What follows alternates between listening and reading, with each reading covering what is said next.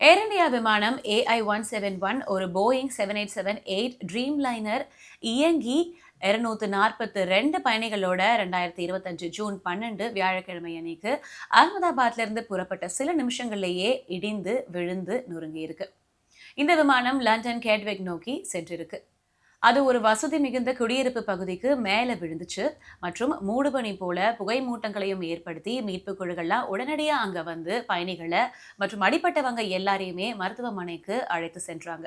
இதுல flight passengers 242 பேர்ல 241 பேர் இறந்து ஒருத்தர் மட்டும் உயிர் பழிச்சதாகவும் அதிகாரப்பூர்வமா ஒரு அறிவிப்பு வந்திருக்கு. இது 2011ல வர்த்தக சேவையில போயிங் சேர்ந்ததுல இருந்து ஒரு போயிங் 787 விமானம் முதல் முறையா முழுமையா அழிந்த சம்பவம் அப்படின்னு சொல்லப்படுது.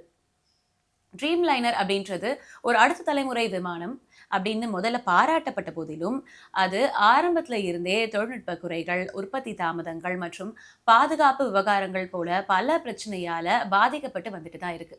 ட்ரீம் லைனர் வளர்ச்சியோட முக்கிய செட்பேக்ஸ்லாம் பார்த்தோம்னா பேட்டரி தீ விபத்துகள் இருந்திருக்கு, ப்ரொடக்ஷன் ஃப்ளாஸ் இருந்திருக்கு, விநியோக நிறுத்தம், ப்ரொடக்ஷன் ஹால்ட் இருந்திருக்கு. போயிங் 787ஓட செயல்பாடுகள்ல குறித்த கடந்த கால பிரச்சனைன்னு பார்த்தீங்கன்னா ஒரு பெரிய லிஸ்டே நம்ம எடுக்கலாம். இது 2013ல ஆரம்பிச்சு 2025 வரைக்கும் நீண்டுகிட்டே போற ஒரு லிஸ்ட். 2024ஆம் ஆண்டு தொடக்கத்துல ஒரு கடுமையான எச்சரிக்கையில போயிங் நிறுவனத்தோட பொறியாளர் மற்றும் விசில் ப்ளோவர் சாம் செஃபல்ஃபோர் 777 மற்றும் 787 ட்ரீம் லைனர் விமானங்களோட உற்பத்தியில தரக்குறைவுகள் ஏற்பட்டிருக்கிறதா குற்றம் சாட்டியிருக்காரு.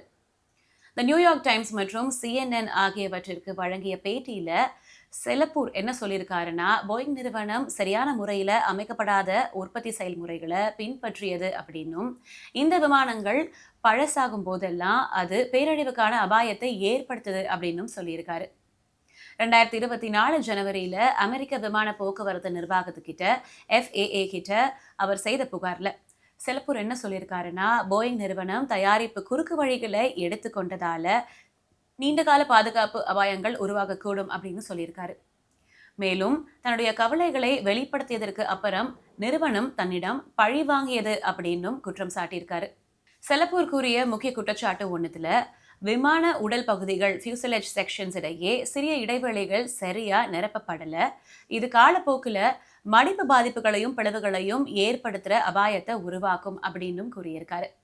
இந்த விமானங்கள் ஓடிக்கொண்டிருக்குது, ஆனா அது எப்பயுமே ஒரு கண்காணிக்க முடியாத டைம் பாம் போல இருக்கு அப்படின்னும் செலப்பூர் எச்சரிச்சிருக்காரு 2024லயே.